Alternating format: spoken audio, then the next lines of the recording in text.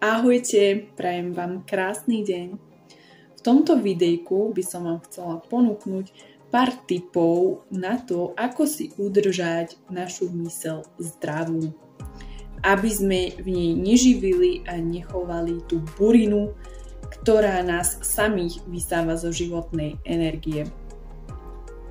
Myslím si, že v dnešnej dobe, práve obzvlášť v dnešnej dobe je veľmi dôležité práve, že sa starať o našu myseľ. Ono to vždycky bolo podstatné a dôležité, ale ľudia na to zabudli. Myslím si, že jeden z prvých dôležitých bodov je nesledovať komerčné televízie alebo nepozerať skrátka správy. Ja osobne televíziu ani nemám, teda mám televíziu, ale nepozerám televíziu a počúvam tam len podcasty alebo skrátka vyberám si veci, ktoré ma zaujímajú a tie vlastne počúvam nejakým spôsobom. Sú to veci, ktoré ma buď rozvíjajú, rozširujú môj obzor, ale sama vedome si to vyberám, že čo budem pozerať alebo teda počúvať. Pretože vidíme to, že od rána do večera, ja vám poviem pravdu, že aj v tomto období stačilo, že jeden deň som sa začala venovať cez internet, čo vám vyskakujú na telefóne, tým správam a stačilo mi čítať si alebo venovať sa tomu nejakú časť dňa. A ja som bola vysatá z energie. Emočne sa do toho potom zapojíte a vy zistíte, že ste zabili deň a ešte, že vás to negatívne vlastne ovplyvnilo. Čiže v ten deň som si povedala a dosť. Opäť znova vypínam. Ono to není ľahké do toho spadnúť, do toho osídlia takéhoto vplyvu a preto je to práve veľmi dôležité dávať si na to pozor, pretože vidíme to, že ako sa ľudia medzi sebou správajú. Ja sa naozaj nečudujem, ak tí ľudia od rána do večera sedia pri telke a že nemajú fakt čo iné na robote, tak sa nedivím, že to medzi ľuďmi vyzerá tak, ako vyzerá a že je toľko nenávisti, nevraživosti medzi ľuďmi, ale myslím si, že dôležité je skrátka obmedziť televíziu určite alebo ju nemať vôbec. Ja osobne nepočúvam ani rádio, nemám rádio, mám rada ticho, ale to je zase každý sme iný, každý máme inú povahu, niekto proste potrebuje stále ten kontakt nejaký s ľuďmi. Ja som, neviem ani či som introvert, práve že veľa ľudí ma považuje za extroverta, ale ja sa osobne vnímam ako introvert, možno je to tým, že mám rada samotu. A rada naozaj trávim čas sama, alebo proste len s niekým, s kým je skrátka dobre, ale čím viacej ľudí je okolo mňa, tak mňa to viacej vyčerpáva.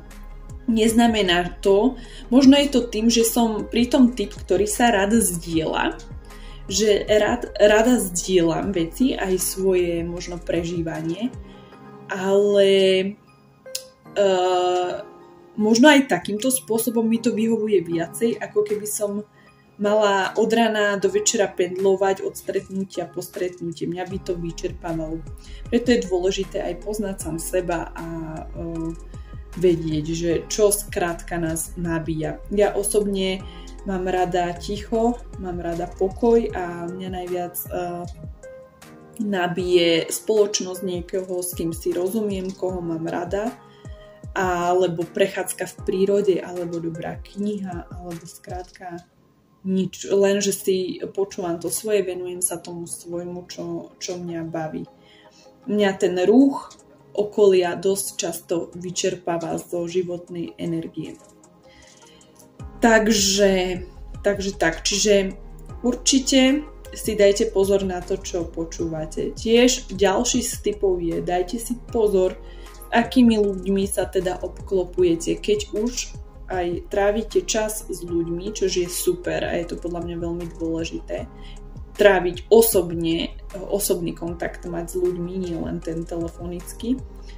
Že s akými ľuďmi ho trávite. Čisto ľudia, ktorí vám aj niečo dávajú, nemyslím v tom materiálnom slova zmysle, ale aj v takom duševnom a inom slova zmysle. a či naopak do vás nedávajú títo ľudia len nejakú toxicitu, negativitu, nejaké len ohováranie, klebety, či vám to naozaj niečo dáva, tá ich spoločnosť, či vás to nejakým spôsobom inšpiruje, alebo to neznamená, že ja tiež vždycky sa nerozprávam len do hĺbky s ľuďmi, ale nešírime alebo nedávame si tie jedy. Skrátka, určite je dôležité zdieľanie, nevždy len pozitívne, to je samozrejme, ale sú isté typy ľudí, ktorí zámerne vysávajú z ľudí energiu a nájdu si také tie svoje obete a potom sa to tak, tí ľudia, niektorí, ktorí nevedia si určiť hranice, potom padnú do toho osídlia a nevedia sa vymotať z takýchto vzťahov. Treba si vždycky určovať jasné hranice, odkiaľ pokiaľ. A je to veľmi dôležité, pretože chránite svoju životnú silu aj energiu. Ďalší z typov je mať tvorivú činnosť alebo skrátka nejaký záujem, ktorý vás baví, okrem možno oficiálneho zamestnania, ktorý máte, ak teda není to vaše ideál je, keď niekto tvorí a je to aj jeho ako keby práca. Miluje tú prácu a tým pádom on miluje to, čo robí a to je úplne ideál, ale kto nemá, kto chodí do nejakého zamestnania, tak môže popri svojej práci sa venovať niečomu, čo ho baví a skrátka tým pádom to vyrovnávať tú rovnováhu. Podľa mňa je to veľmi dôležité, pretože dnešná spoločnosť, aj sama to vidím, ako na nás majú vplyv tie telefóny a tak ďalej. Aj keď ja sa priznám, že mám aj nejaké tie sociálne médiá, ale ja sa snažím s tým pracovať tak, že vedome si vyberám, hej, že ja aj keď skrátka trávim ten čas na tom telefóne, tak si vyberám, že čo sledujem a čo ma zaujíma a snažím sa to nejakým spôsobom eliminovať. No a ďalším z takých bodov a typov je meditácia. Ja to sama teraz vidím, že znie to tiež ako klišé, nehovorím, že je to pre každého a že každý to musí robiť, ale z vlastnej skúsenosti za posledné obdobie teraz som to začala zase znova aplikovať, vidím, že je to rozdiel, keď človek medituje a keď nemedituje, lebo tam človek vypne inak tú myseľ, aj to telo sa skrátka uvoľní a v tých takých možno kritickejších alebo stresovejších situáciách vieme potom lepšie reagovať. Nehovorím, že každý to musí robiť, ale teraz, keď ja sama vidím, že som to zapojila, je to určite lepšie ako bez. Takže meditácia a určite vďačnosť. Ja osobne, už som to spomínala viackrát, si píšem denník každý jeden deň, za čo som vlastne v ten deň vďačná. Čo pozornosť, vy si vlastne budujete takto návyk na to dobré, skrátka, aby ste si zvedomovali to dobré, čo v živote máte. A ono sa to zdá najprv také otrávne, že stále musíte niečo písať, ale vy týmto práve si zapisujete do podvedomia. Ani si to neuvedomujete, keď pri tom vydržíte, že sa vám prepisujú také tie mechanizmy a aj vedomé vlastne tú pozornosť venujete aspoň tú chvíľu na to dobre. Preto je veľmi dôležité v každom dni nájsť niečo dobré, čo sa podarilo, čo bolo super. A dôležité je hlavne vytrvať. Veľa ľudí zlyháva práve preto, pretože sa vzdávajú príliš skoro, nemajú sebadisciplínu ani vytrvalosť a to je, myslím si, že najväčším problémom dnešnej doby, pretože dnešná doba je tak instantná, že všetko už je podnosť, všetko už môžeme mať instantne, si myslím, teda ja to tak vnímam. A ľudia tým pádom nemajú ani motiváciu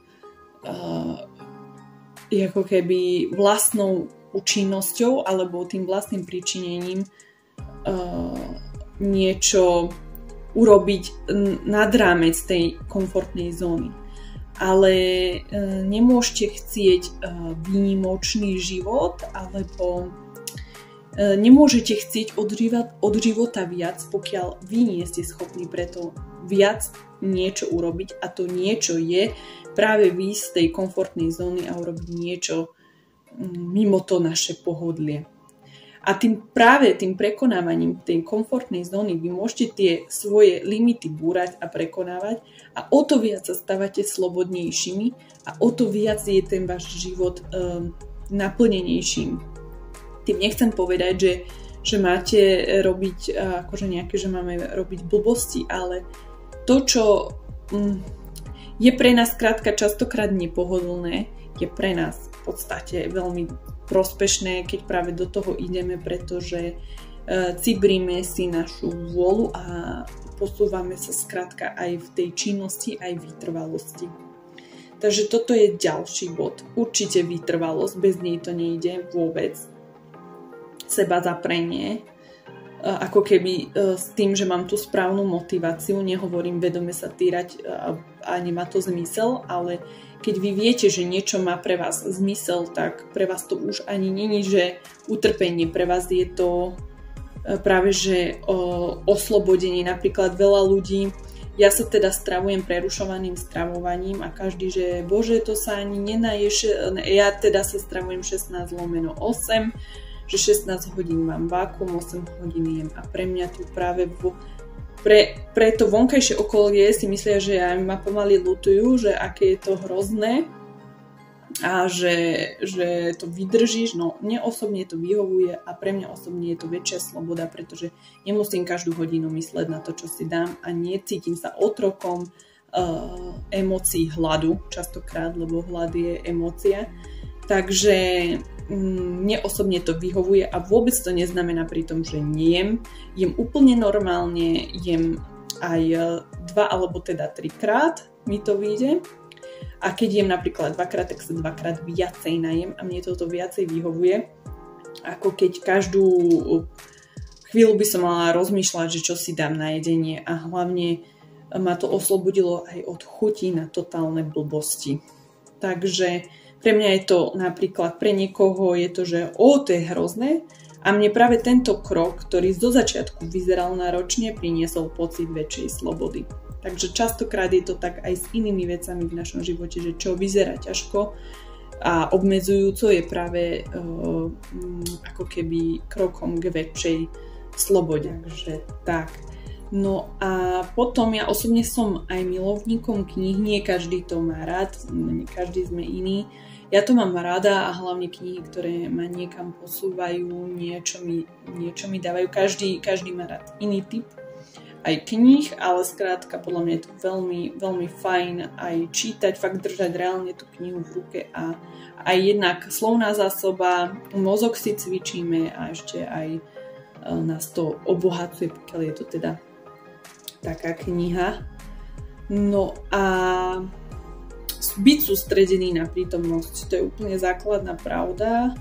Každý to vieme, alebo teda väčšina to vieme, kto sa trošku zaujíma o takéto plnohodnotné prežívanie života, tak vie, že sústredenie na prítomnosť je to najdôležitejšie a nevždy sa nám to darí, to je úplne jasné, ale dôležité je mať to na pamäti, pretože keď my sme plne prítomní a máme aj dobré myšlienky k tomu, tak to ovplyvňuje potom aj v dobrom slova zmysle budúcnosť. Naopak, keď sme v prítomnosti, máme zlé myšlienky, tak tiež si tým ovplyvňujeme budúcnosť, ale práve tým negatívnym spôsobom, čiže preto je dôležité starať sa o naše myšlienky a aké myšlienky máme voči sebe, aby to neboli myšlienky, ktoré nás dávajú dole, ktoré nás poškodzujú, ktorými sa zabíjame, ale aby to boli myšlienky, ktoré nás povznášajú.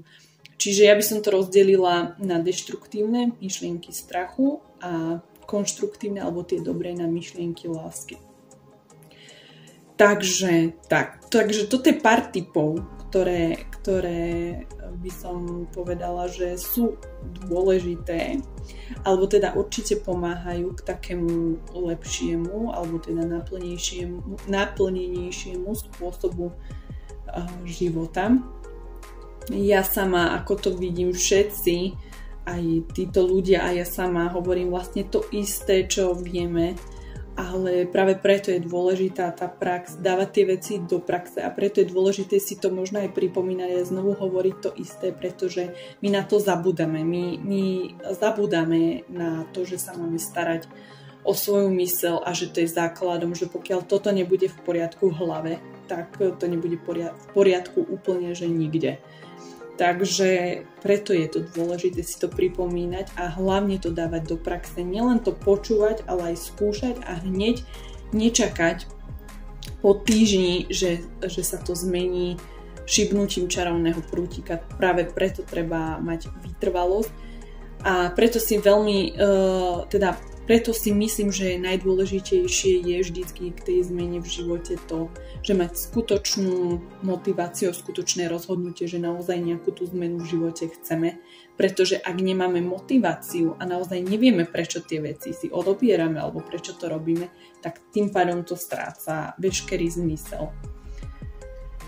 Takže prajem sebe aj nám všetkým, aby sa nám všetky tie dobré návyky podarilo dávať do praxe. Prajem vám krásny deň a budem sa tešiť na vás v ďalších videjkách. Ahojte!